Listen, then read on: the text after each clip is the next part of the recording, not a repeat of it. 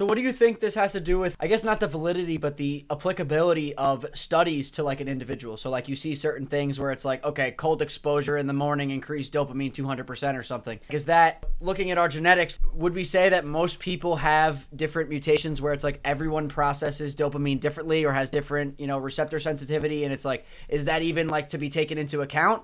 Like, are these things still, looking at studies like this, is it still even like worth considering, or is it something it's like, oh, these happen to people who have completely different genetics than me?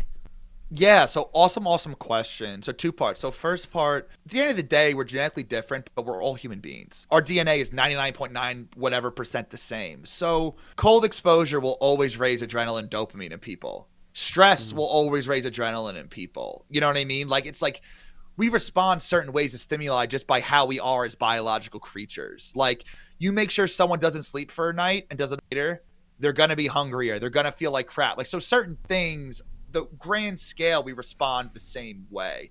But the second part here is, and this is why I say I'm very hard on concepts. I'm not that hard on stats or clinical data. And I say that because let's just say you're seeing if a supplement can help with, I don't know, depression. You give it to 100 people.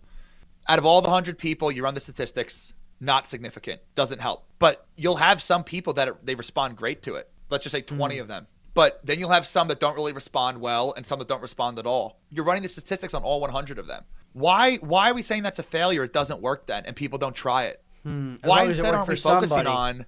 Exactly. We should be focusing on why did it work for those 20 people? And I think it worked for those 20 people because the mechanism by which that supplement works matches the disrupted mechanism by those cells, whether it's genetic or epigenetic. So that's why I'm hard on concepts. Knowing how it works in the cell, if I can independently figure out that mechanism needs support, I'll find something that addresses that mesh with other things. So finding that hyper-personalized puzzle piece list of supplements for you. Like, a puzzle piece has to fit into multiple prongs. You don't just fit one side of the puzzle piece. It's got to fit all the different sides, all the different mechanisms that don't clash with your own body. So big picture, we all respond certain ways to certain things. Like a breakup is going to make you depressed.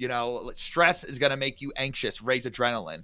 But I can tell you right now, if you were to do a study, compare me to someone without my mutations for adrenaline, I'm going to respond. My levels are going to rise a lot higher if I do cold exposure than someone else. That doesn't mean someone else won't feel better and raise their dopamine. But since I break it down 4 times slower, my effects should last for longer as well.